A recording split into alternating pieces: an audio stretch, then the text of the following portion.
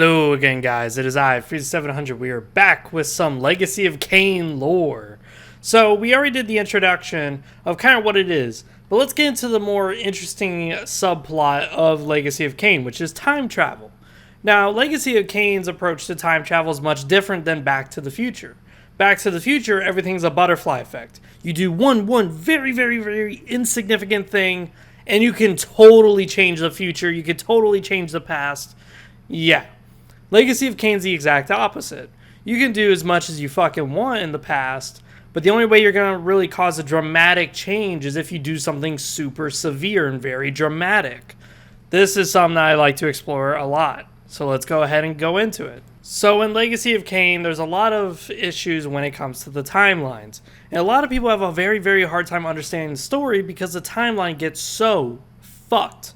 There's really like 4 different timelines here that are going on. So let's explain what time really is, essentially. So time, in of itself, flows. Now, if you ever played Prince of Persia, people would say in Prince of Persia that time is like a river, but reality is time is more like an ocean. Well, in Legacy of Kain, time is definitely more linear. It's more like a river. But the issue is that rivers can be changed. You can make little dams. You could block it off with a few pebbles. This, of course, can alter the flow of the river. I like this analogy a lot for the time. Because time, yes, it may have a set course. It starts in the mountain, and then it wiggles its way all the way down to the ocean. It's got a set path. In Legacy of Kain, you can divert that path, doing extremely paradoxical shit. Now, this paradoxical shit can be a lot of things, like killing a would-be ruler with a legendary weapon that he just so happened to possess at the same time, which causes a paradox. How does he die to a weapon that he is using at the same time? Makes no sense. This is what would cause the river to change directions. Now, you may be thinking, well, what if my family got killed and I decided to go back in time and kill all the mercenaries before they came to my village? What would happen then? Would time change? No, absolutely fucking not. Because what would happen in Legacy of Kain is that, yeah, you killed the mercenaries, but you didn't do anything severe to actually prompt a time change. All you did was just get rid of the minor figures, the tiny insignificant lives that would have played a part into your tragedy. Reality is, whoever hired those mercenaries is the one you should probably be targeting, because he's just going to hire a different band of mercenaries who could be better or worse at killing your family. That's the way time works in Legacy of Kain. You have to do something dramatic. You have to do something very crazy and pronounced. This is what makes Legacy of Kain so very awesome at the same time. Personally, I like this idea of time travel because realistically, I have a very hard time that people would believe so wholeheartedly that if we went back in time and we killed Hitler, that World War II would never have happened. I have a very hard time believing that. Because if you look at history, there was obviously more than one person here backing Hitler up. And of course, more importantly, you don't start a war just based on anti-Semitism. You usually base it on a lot of shit together. Now, would it be better if he wasn't the ruler? Maybe. But in Legacy of Kain perspective, even killing just him would not be enough. You'd have to do something grand. You'd have to do something paradoxical in order to do it. But you have to be very careful when you introduce paradoxes into the timeline. So, what do we mean by that? When you introduce paradoxes into a timeline, this is like blocking off the river. So now what the river is going to do? It's either going to go around the object, or it's going to go through the object and shatter the dam. Now, why is that extremely bad thing for you? Well, if you're out there trying to change the timeline so that way you get a more desirable outcome, if you irritate history too much, history might delete you as a way of getting past you.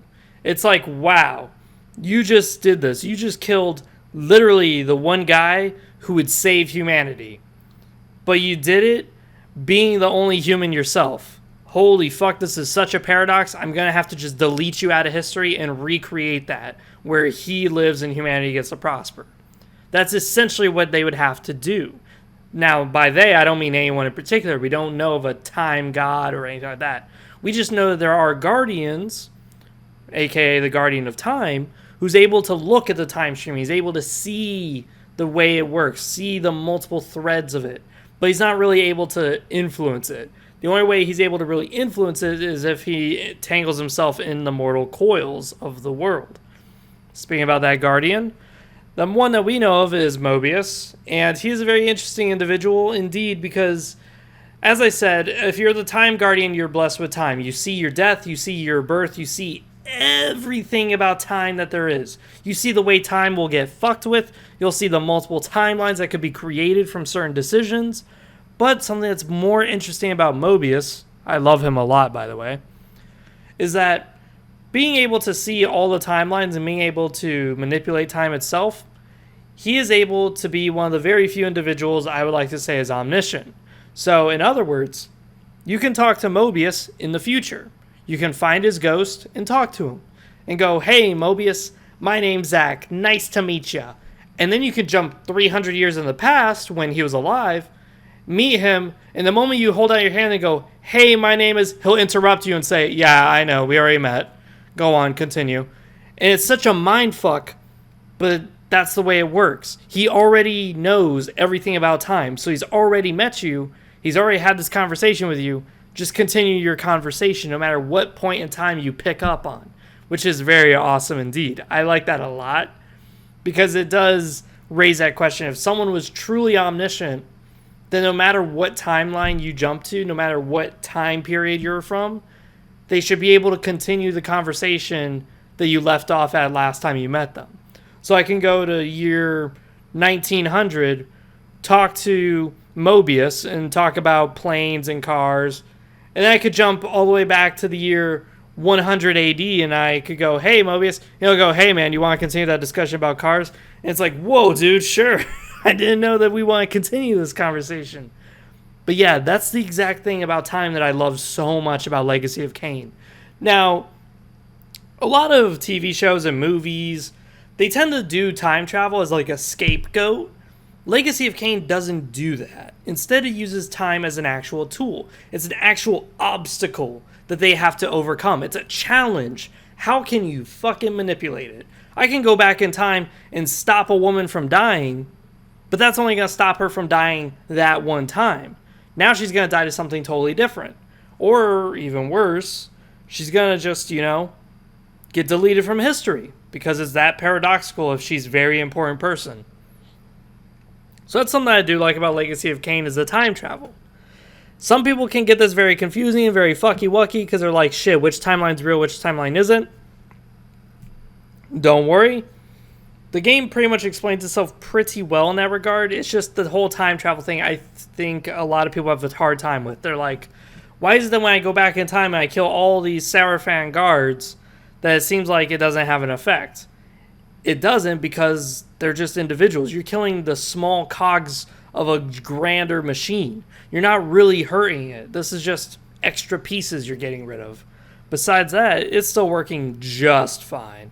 So if you really want to have an astounding effect, you have to do something crazy and paradoxical. Like, killing a person whose soul is supposed to be inside a sword. That's very paradoxical. How the fuck can you do that? How can you kill them if their soul is already inside the sword? Or how can you kill them with that sword if it's not time yet for them to be in that sword at all? That's something that's very interesting in Legacy of Kain, and I would love to explore this more. Besides that, this has been Freezer700. I'm out. See you guys next time, and comment down below what you guys think. I love to do more Legacy of Kain stuff because it's just so crazy and philosophical. But besides that, I'm out.